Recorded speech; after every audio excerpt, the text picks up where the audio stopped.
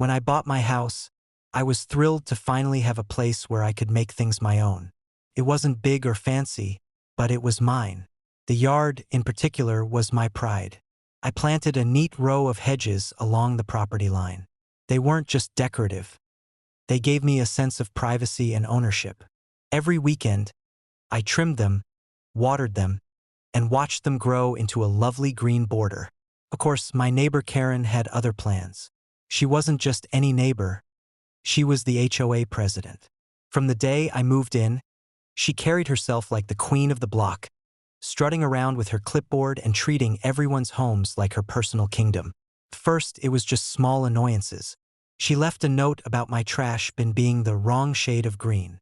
She complained that my car was parked too far to the left in my own driveway. She even suggested I change the color of my curtains because they clashed with the neighborhood aesthetic. I thought she was just overzealous, and I tried to ignore her. But then came the Hedges. One afternoon, I pulled into my driveway and froze.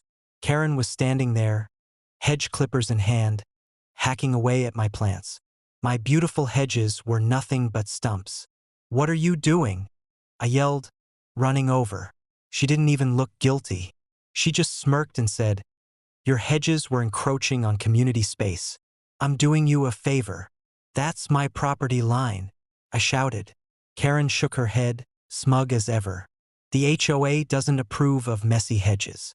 They ruin the uniformity of the neighborhood. You'll thank me later." Then she walked off like she had just done me a kindness. I was livid. Those hedges had taken months of care, and she destroyed them without so much as asking. Filing a complaint to the HOA would have been useless. Karen was the HOA. But I wasn't about to let this slide. That night, I sat on my porch staring at the stubs of what used to be my hedge line. The anger burned, but underneath it, a plan started to form. If Karen wanted uniformity and control, I was about to give her the opposite. I pulled out the HOA guidelines and studied them. They were strict about colors, lawns, and even mailbox height. But one thing stood out. Fences and barriers under 4 feet tall were allowed on private property, and the material wasn't specified. Perfect. The following weekend, I loaded up my truck with cinder blocks, mortar, and rebar. My neighbors watched curiously as I laid the foundation. Slowly, the fortress rose. Block by block, I built a solid 3-foot-tall wall right where the hedges had been. It wasn't pretty. It wasn't delicate. It was gray, heavy, and immovable.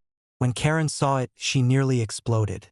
"You can't build that here," she screeched, storming over with her clipboard.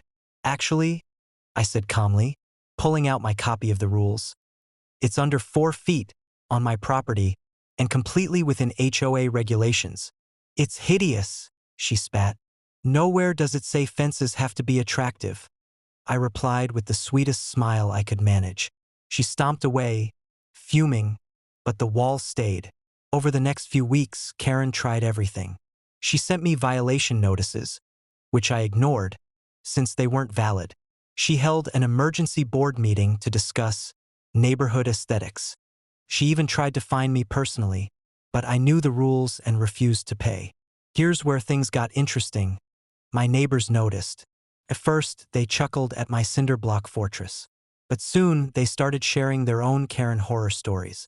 One woman complained Karen had trimmed her rose bushes without asking. Another said Karen threatened to fine her for hanging a wind chime. Someone else said Karen told him the shade of mulch he used was unacceptable. Inspired by my wall, the neighborhood began fighting back. One man put up a tall wooden fence. Another planted a line of thorny cacti. Someone else installed a giant, brightly colored birdbath shaped like a gargoyle. Karen lost it. She went door to door with her clipboard, trying to intimidate people into taking down their violations. But now that we knew the rules better than she did, none of us budged. The final showdown came at the next HOA meeting. Karen tried once again to argue that my wall ruined the aesthetic. But instead of backing her up, half the neighborhood showed up to call her out. One by one, people stood up and listed her abuses of power. Cutting plants without permission, nitpicking small details, inventing fines. The board had no choice but to act. 2 weeks later, a notice went out. Karen had been removed as HOA president. Life in the neighborhood changed after that. Without Karen breathing down our necks, people relaxed. Yards started showing more personality.